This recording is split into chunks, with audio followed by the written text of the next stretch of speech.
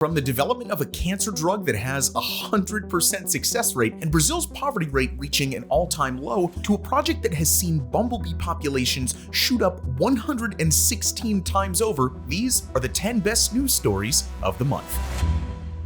To start things off, we're focusing on animals and on Scotland, where bumblebee populations have increased 116 times over because of a remarkable rewilding project. In the UK, bumblebee numbers are in pretty bad shape. Out of 28 species, 8 are now at risk because their populations are shrinking. But here's the good news. Projects like Rewilding Denmark Field are proving that if we let nature do its thing, we can turn this around. Denmark Field Farm is situated on a 90-acre plot just north of Perth. Over the course of 3 years, it's been transformed from barren farmland to a thriving natural sanctuary that's home to a diverse array of plants and animals. It's thanks to this ambitious rewilding scheme and the appearance of more flowers that bumblebee populations have increased 116 times over. When they first started it in 2021, there were only 35 bumblebees. Now, there are just over 4,000. And if that wasn't great enough, the number of bee species has also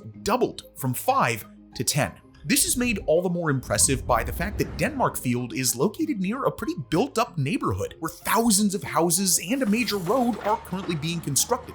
Their achievement is living proof that animals can and will bounce back in urban areas if we allow Mother Nature to take hold. Moving onwards and upwards, a group of volunteers has planted 750,000 trees in an effort to save a critically endangered bird. Nowadays, the yellow-black Regent Honeyeater is found exclusively in the eucalyptus forests of Victoria and New South Wales in Australia. But it wasn't always like this. Hundreds of years ago, they could also be spotted pretty much everywhere on the East Coast, from Brisbane to Adelaide. But their population began nosediving in the 1800s, when colonists started chopping down forests to make room for farmland. This, in turn, led to the destruction of the nectar-producing trees that they feed on, effectively depriving them of their main food source. Less than 500 wild Regent Honeyeaters exist today, which is why the Regent Honeyeater Project is so crucial to their survival. This organization's main objective is to restore lost habitats by planting lots and lots of trees. These are strategically placed to form forest corridors that, kind of like roads, lead the birds to the eucalyptus trees that they like to settle in. Conservation efforts like this have been proven to provide essential life support to these elusive creatures. Now, recently, the project celebrated the planting of 750,000 trees since its inception in the 1990s. This will not only help out the Regent Honeyeater, but other nectar-consuming species in the area, like possums and swift parrots. Next up is our environmental news roundup, which will kick off with yet another study that's shown the incredible benefits of using solar panels in agriculture.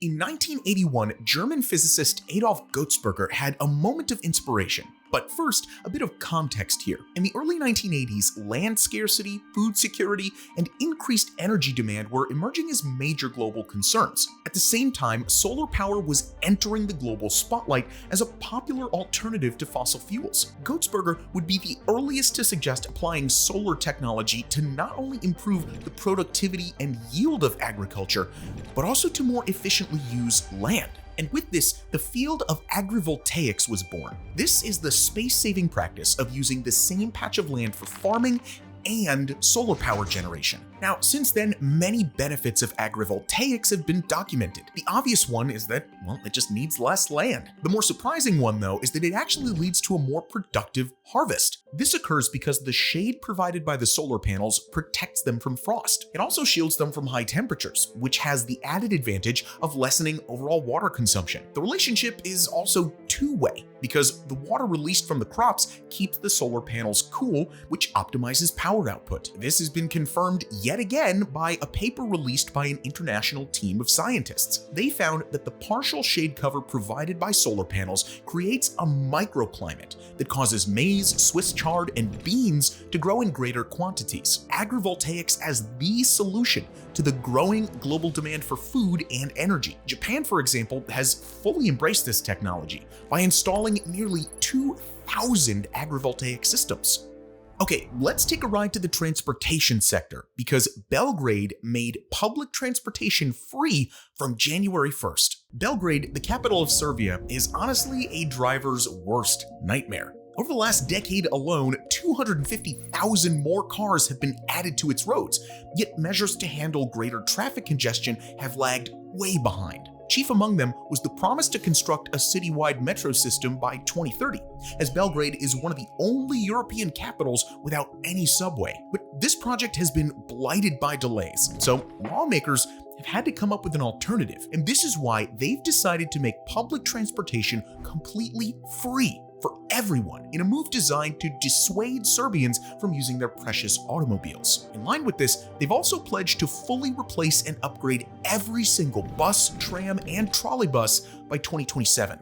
Next up, we're going to talk about medical improvement. So we'll begin with the news that the European Commission has officially banned a harmful substance in all food-related products. Bisphenol-A, or BPA, is used in the manufacturing of containers and items that are in close contact with food and drinks. These are things like tins, reusable water bottles, vessels used in the process, transportation, and storage of food. Bisphenol-A is usually found in the coatings and walls of these products and can sometimes seep into the food and drinks that they're holding. And this is how it eventually ends up in the human body. A recent study involving citizens from 11 European Union countries revealed the presence of BPA in 92% of all participants. This is really concerning because BPA has been shown to have potentially adverse effects on the immune system. In light of this evidence, the European Commission has completely prohibited the use of bisphenol-A in all products that touch food and drink. Starting in December 2024, the plan is to gradually phase it out over an 18-month period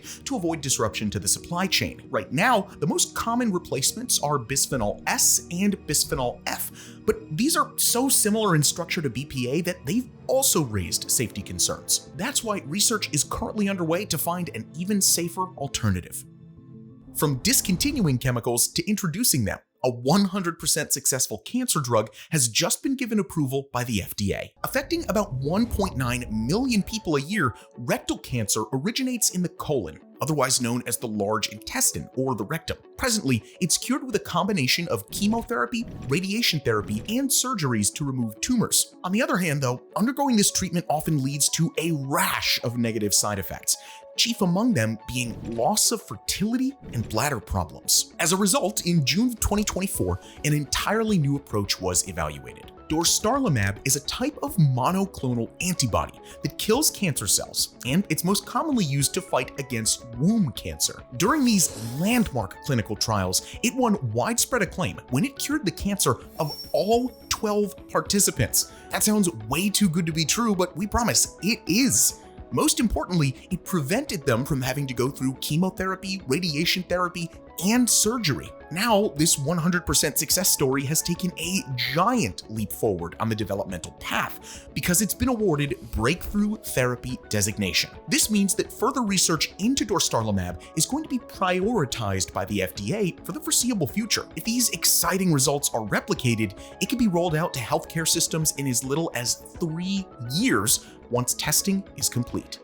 Let's dip our toe back into the medical world one more time, because according to a major survey, most US teens don't like to drink, smoke, or use marijuana.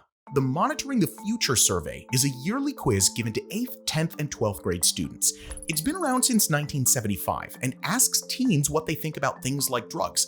In 2024, 24,000 adolescents took part, and the results have completely shocked researchers who expected to discover a rise in use. The key to understanding their prediction is the COVID-19 pandemic. The buildup effect of lockdowns and social distancing led to a swift decrease in alcohol and drug consumption. This is at least partially due to the fact that this behavior, which is driven by peer pressure, usually happens when young people are spending time together in groups. The logic was that when the world opened up and teens started hanging out again, there would be a sharp increase. That's why scholars were astonished to find that levels have declined even further. The biggest takeaway was that 2/3 of 12th graders reported that they hadn't consumed alcohol, marijuana, cigarettes, or e-cigarettes in the past month. This makes it the highest rate of abstinence since 2017. The other age groups were equally as reluctant. 80% of 10th graders and 90% of 8th graders said the same thing. All in all, the findings seem to suggest that the pandemic has had a much bigger influence on overall attitudes than previously thought. I guess the pandemic was good for something, at least. Eesh. Last off, we have our society segment. So we're going to cover a new airline refund policy that's taken effect in the USA. Have you ever had a flight that's been canceled or severely delayed? I certainly have, and it's the most annoying thing in the entire world. You know what airline you are, and I will never forgive you. What's even more frustrating, though, is trying to get your money back afterwards. That's because, at least until recently, companies had the power to set their own refund policies on delayed flights, meaning that they differed from airline to airline. Unclear guidelines, waiting hours on customer service lines, and extra paperwork often make this process even more infuriating. God, just talking about this makes me angry. Did I mention that I really don't like flying? That's why the United States government has passed a new law implemented since the end of October that more clearly defines and makes it easier for passengers to secure refunds. Now, it's the duty of the airline to automatically dispense refunds if certain conditions are met.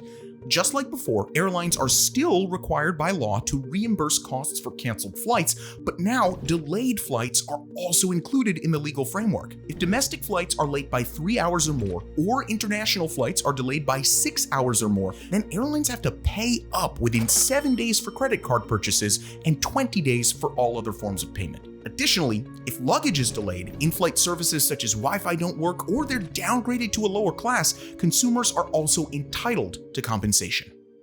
And that's really good to know for our next trip to Zimbabwe, where the death penalty has finally been abolished. At the moment, there are 60 prisoners on death row in Zimbabwe. That makes it a little confusing to learn that the last execution there happened all the way back in 2005. And that's because most Zimbabweans don't really like the idea of the death penalty. In fact, part of the reason why it's been so long is that the state has struggled to find people who want to hang criminals for a living. Yeah, I mean, when you think about it, definitely a little bit of a tough sell, right? This is why the nation's parliament voted to mostly abolish the death penalty in early December, a motion that's just been approved by President Emerson Mnangagwa. I say mostly because there is a clause that says that it can be reintroduced during state emergencies. In the past, the Zimbabwean leader, who was himself sentenced to death during the country's civil war, only for it to be commuted, has strongly opposed capital punishment. He's even gone as far as pardoning several inmates during his time in office. It's hoped that other countries in Africa who are currently toying with the idea of getting rid of it, like Kenya, Liberia, and Ghana, will now follow Zimbabwe's lead.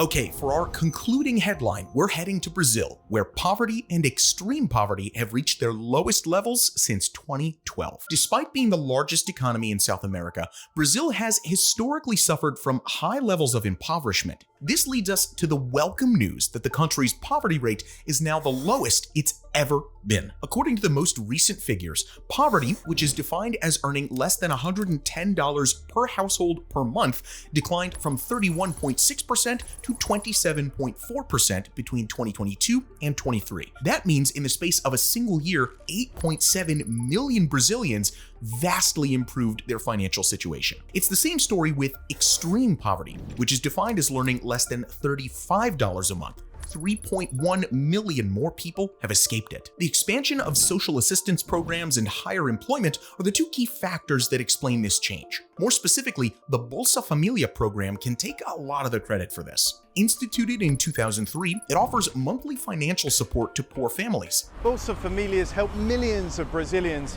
It's the government's flagship anti-poverty program. These payments, which average about $113 a month, have been vital because they've allowed small businesses to expand and thrive. This has had the knock-on effect of creating more jobs and larger incomes, which has stimulated a sharp reduction in unemployment. Okay, we did it. We made it to the end of the video. That was a lot of fun, right? What are your thoughts on these good news stories? Let us know in the comments down below. As always, thank you so much for watching, and we'll see you in the next video.